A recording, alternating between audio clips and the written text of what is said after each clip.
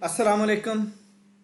SDEO पीरा का session हमारा चल रहा है और ये है lecture number 7 constitution of the Islamic Republic of Pakistan का। इसके अंदर हम चैप्टर 3 का ये द फेडरल गवर्नमेंट को डिस्कस करेंगे। फेडरल गवर्नमेंट क्या होती है?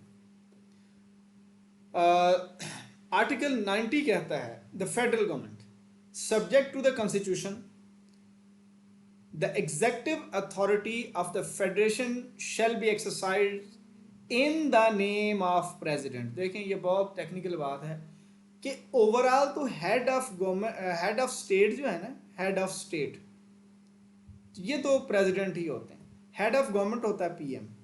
अब जब प्रेसिडेंट को सारे इख्तियारात हैं और प्रेसिडेंट के इख्तियारात डिवॉल्व कर दिए गए हैं प्राइम मिनिस्टर और कैबिनेट के ऊपर, तो फिर एग्जेक्टिव अथॉरिटी कौन होगा इस वक्त?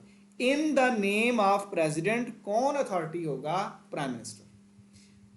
अगर हम इतना भी कह दें कि एग्जेक्टिव अथॉरिटी कौन है, एग्जेक्टिव हेड कौन है फेडरल गवर्नमेंट का, तो भी प्राइम मिनिस्टर ही होगा। एक्चुअल में ये सारी जो पावर्स हैं प्रेसिडेंट के थ्रू डिवॉल्व हो चुकी हैं। किसको? कबीना को, प्राइम मिनिस्टर को। ठीक है। फेडरल गवर्नमेंट कंसिस्टिंग, ये फेडरल कैबिनेट जो जिसको हम कहते हैं फेडरल गवर्नमेंट, इसमें क्या क्या होता है? फेडरल गवर्नमेंट में consisting of the prime minister and the federal minister which shall act through the prime minister. Overall head फिर भी प्राइम मिनिस्टर हो गया ना, किसका? एग्जेक्टिव डिसीजंस का, क्योंकि कबीना बन गई। ये कबीना ही होती है ना, फेडरल मिनिस्टर और प्राइम मिनिस्टर मिलकर कबीना होता है। Who shall be the chief executive of the federation. Chief executive of the federation कौन होगा? Prime minister. याद रखिए, हेड ऑफ स्टेट कौन है? प्रेसिडेंट। हेड ऑफ गवर्नमेंट कौन है? Prime minister. Chief executive of the federation कौन है? बहुत इंपॉर्टेंट क्वेश्चन है। Prime minister. अक्सर ही हमें लगता है कि पता नहीं ये प्रेसिडेंट है। प्रेसिडेंट के इख्तियारात डिवॉल्व हो चुके हैं। इसी तरह सूबे में भी गवर्नर के इख्तियारात जो हैं वो डिवॉल्व होकर चले गए हैं चीफ मिनिस्टर के पास। सेकंड क्लास है in the performance of his functions under the constitution the prime minister may act either directly या फिर थ्रू फेडरल मिनिस्टर। या वो कबीना के थ्रू काम कर सकते हैं मुशावरत से, या खुद डायरेक्ट, क्योंकि जब चीफ एग्जेक्टिव बन गए तो खुद भी तो डिसीजन ले सकते हैं। 91 है द कैबिनेट। कैबिनेट क्या होती है? There shall be a cabinet of ministers. Ministers का एक ग्रुप होगा, कबीना होगी, with the prime minister as its head, at its head। ये प्राइम मिनिस्टर जो है वो हेड होंगे इसके। एंड टू एड, मदद करने के लिए, एंड एडवाइस करने के लिए the president in the exercise of his function. असल में बात पता क्या है? सारे के सारे जो फैसले हैं ना, वो एंड वाले साइन तो प्रेसिडेंट ही करते हैं ना, तो नीचे उनको मुशावरत के लिए मिनिस्टर, चीफ एग्जेक्टिव बना दिया फेडरेशन का, बाकी कबीना की भी मुशावरत इसमें शामिल होगी। तो सारी एड और एडवाइस एंड तक जानी कहाँ पे है? प्रेसिडेंट के पास। तो डिसीजन पावर जो अल्टीमेट है कागजों में प्रेसिडेंट की नज़र आ रही है, लेकिन ओरिजिनली प्राइम मिनिस्टर की है। क्योंकि हम पीछे पढ़ चुके हैं कि जो फैसला प्राइम मिनिस्टर और कबीना करती है भेज दिया जाता है, प्रेसिडेंट साहब उसको नहीं भी करते तो 10 दिन के बाद वो हो जाता है। सेकंड क्लास है the national assembly shall meet on the 21st day. 21वें दिन जनरल इलेक्शन कंक्लूड हुए, रिजल्ट उसके आए, और उसके बाद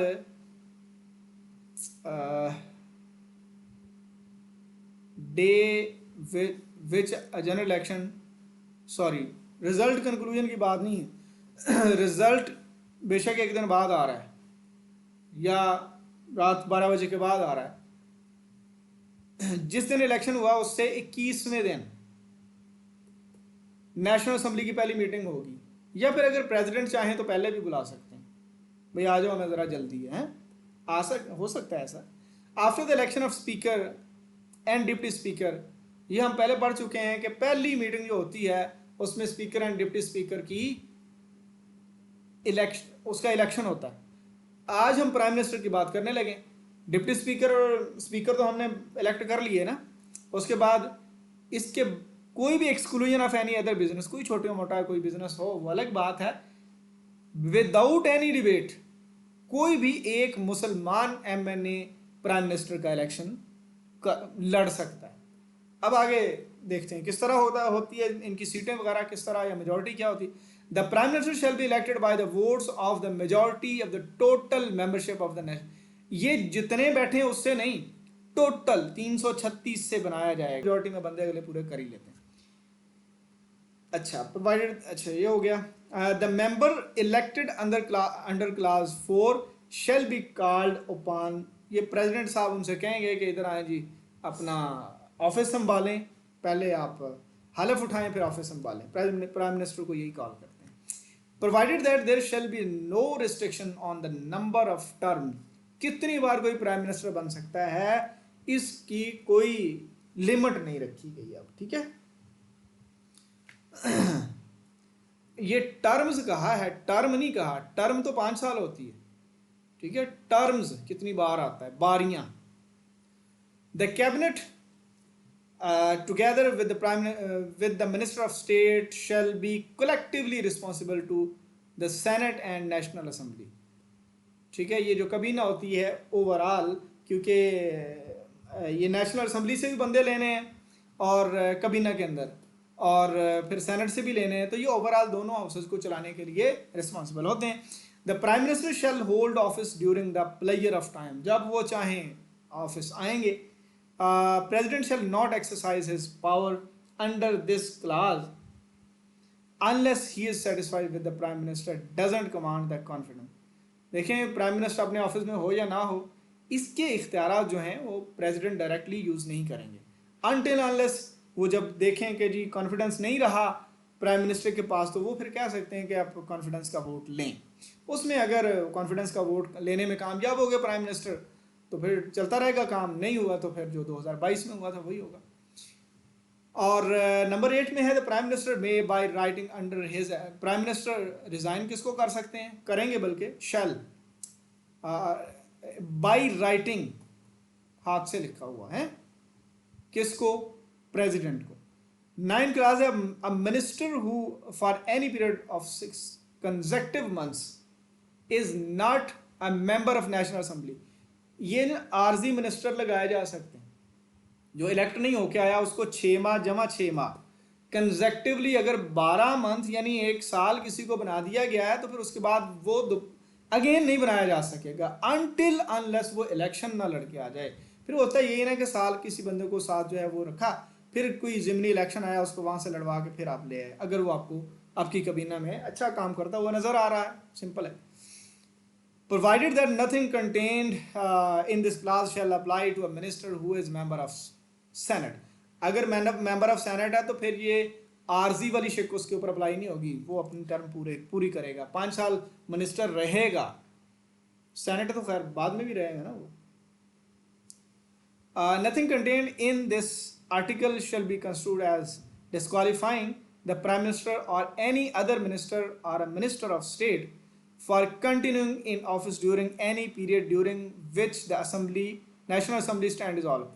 देखें ये केयर टेकर गवर्नमेंट होती है, केयर टेकर गवर्नमेंट से पहले अगर कोई 8-10 दिन हफ्ता मौजूद है तो प्रेसिडेंट साहब जो हैं वो एडवाइज या इंस्ट्रक्ट करते हैं एक्चुअली कि प्राइम मिनिस्टर भी अपने ऑफिस में रहे और बाकी मिनिस्टर भी रहें। तो इनको जो है वो कहीं पे डिस्क्वालिफिकेशन नहीं, गवर्नमेंट डिसॉल्व होगी तो ये अपने दफ्तर अगले दिन नहीं जाएगा, ऐसा नहीं होगा, वो जा सकेगा, ठीक है। ये कंटिन्यूटी ऑफ द बिजनेस के लिए प्रोविजन। फेडरल में लेकिन बिल वगैरह कोई नहीं पास होते इससे। Federal ministers and minister of state, देखिए इनकी तादाद और इसके बाद आपने वेबसाइट खोल के चेक करनी है, फिर आपने खुद ही मुझे बतानी है कि इतनी है या इससे ज़्यादा है। सब्जेक्ट टू क्लास 9, ये जो ऊपर मिनिस्टर रखने की बात हुई है ना, of Article 91, the President shall appoint federal ministers and Minister of State from amongst the member of Majlis Shura, यानी सेनेट से भी और नेशनल असेंबली से भी, on the advice of prime minister. इसका मतलब फिर मिनिस्टर लगाने तो प्राइम मिनिस्टर नहीं है ना। Provided that the number of federal ministers and minister of state who are member of Senate shall not at any time, ये सारे जो मिनिस्टर और फेडरल मिनिस्टर और मिनिस्टर ऑफ स्टेट, इन सब की जो ओवरऑल तादाद है जब जो हम सेनेट से लेंगे वो टोटल हमारे मिनिस्टर्स का 25% हो सकते हैं। जो सेनेट से लेने हैं ना लोग वो 25% हो सकते हैं टोटल मिनिस्टर्स की तादाद का 25%, इससे ज़्यादा हम सेनेट से नहीं लेंगे। Who are members of the Senate shall not at any time exceed 1/4 of the number of federal ministers। ठीक है, फेडरल मिनिस्टर में से 25% सेनेट से आ सकते हैं, इससे ज़्यादा नहीं। नेक्स्ट है provided further that the total strength of the cabinet, सारे मिनिस्टर्स मिलाकर जो आपका 336 है इसका 11% तक हो सकता है। ये भी आपने खुद फैसला करना, चेक कर लेना कितने। मैंने आपको कॉन्स्टिट्यूशनली बताया कि इतने होने चाहिए। Provided also that the aforesaid amendment shall be effective from the next, ये उन्होंने कहा है कि ये 18 अमेंडमेंट हुई थी 2010 में, उससे अगले इलेक्शन या अगला जो जनरल इलेक्शन आया था 2013 में, वहाँ से ये लागू हो जाना था। नेक्स्ट क्लास है हमारे पास before entering upon office, federal minister या जो भी हो, ये 3rd शेड्यूल में जो स्पेसिमन दिए हुए हैं ना ओथ्स के, उनके मुताबिक प्रेसिडेंट के सामने हलफ उठाएंगे। और इस्तीफा अगर इन्होंने देना हो तो प्रेसिडेंट को देंगे, या फिर अगर रिमूव कर दिए गए from the office by the president on the advice of prime minister, अगर प्राइम मिनिस्टर ने कहा ये बंदा नहीं चाहिए, प्रेसिडेंट ने रिमूव कर दिया तो भी हो गया, फिर इस्तीफा देने की जरूरत नहीं है। 93 है the president may on the advice of the prime minister appoint not more than 5 advisers. President on adviser, अगर प्रेसिडेंट ने भी एडवाइजर लगाने हैं on the advice of prime minister, कितने लगाएगा? Not more than 5 on such terms and condition as he may determine, जिस तरह वो चाहेगा, लेकिन लगाने मैक्सिमम 5 है। अब right to speak in the parliament है, द प्रोविजन ऑफ आर्टिकल 57, ये right to speak in the parliament है। तो कौन कौन बोल सकता है? अटॉर्नी जनरल हो गया, फेडरल मिनिस्टर हो गया, एडवाइजर हो गया, ये सारे बोल सकते हैं, लेकिन वोट सिर्फ उसी का होता है जो वोट लेके आया हुआ होता है। ये कंडीशन समझ लें, 57 में यही बताया गया था।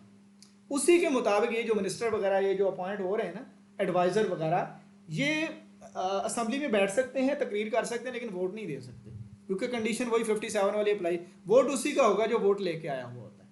94 है the president may ask the prime minister to continue to hold office until his successor, वही बात के केयर टेकर गवर्नमेंट से पहले को 8-10 दिन जो होते हैं, या फिर अगर कोई और सिचुएशन ऐसी आ गई है कोई जब तक सक्सेसर नहीं आता, प्राइम मिनिस्टर अपना ऑफिस होल्ड करता है। ठीक है। 95 है resolution for vote no confidence moved, no confidence को देख लेते हैं आप। 95 में नो कॉन्फिडेंस मूव है रेजोल्यूशन, एक रेजोल्यूशन जो है 25% लोग ऑफ द टोटल मेंबरशिप, यानी ये कितने हो सकते हैं? 68 लोग होंगे 336 में से जो रेजोल्यूशन मूव करेंगे कि हमें इस प्राइम मिनिस्टर पर एतमाद नहीं है। मिनिमम 3 डेज, यानी 3 डेज के बाद मैक्सिमम 7 डेज तक इलेक्शन होगा नो कॉन्फिडेंस के लिए, सारे पार्लियामेंट को बुलाया जाएगा, इसमें सेनेट नहीं आता, वोटिंग होगी। लेकिन यहां एक छोटी सी बात याद रखें कि अगर बजट का कोई सेशन चल रहा है, बजट के सेशन के दौरान नो कॉन्फिडेंस मूव नहीं आ सकती, ये रेजोल्यूशन एक्सेप्ट नहीं हो सकती, वो खत्म होगा तो फिर होगी। ठीक है। अच्छा, उसके बाद है इसको रिमूव करने के लिए वही 169 सिंपल मेजोरिटी चाहिए। अगरचे किसी को रिमूव करने के लिए सिंपल मेजोरिटी चाहिए, लेकिन हो सकता है वो बंदा अपना जब इलेक्शन उसने लड़ा था, प्राइम मिनिस्टर बना था, तो उस वक्त हो सकता है वो 2/3 लेके आया हो। ठीक है, 2/3, लेकिन इस वक्त उसको रिमूव करने के लिए सिंपल मेजोरिटी चाहिए, 50% से एक अप, बस। वो जितनी भी होती हैं 336 है ना, इसको 2 पे तकसीम करें, जो जवाब आता है उसको जमा 1 कर लें, 50% से आप 1 कर लें। अच्छा, उसके बाद मैं इसकी थोड़ी सी रीडिंग कर लूँ ताकि आपको आइडिया हो जाए। चीज़ें मैंने आपको मुकम्मल करवा दी हैं।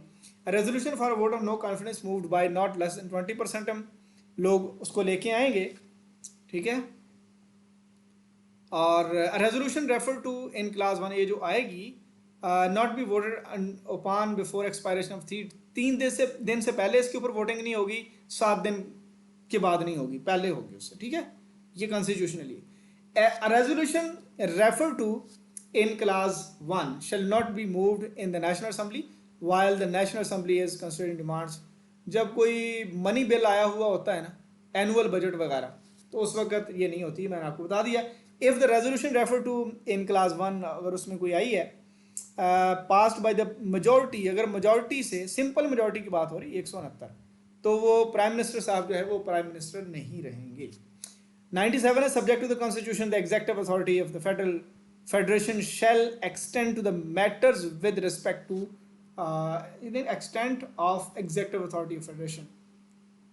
Majlis Shura has power to make law including exercise of rights, authority and jurisdiction in and in relation to areas outside Pakistan.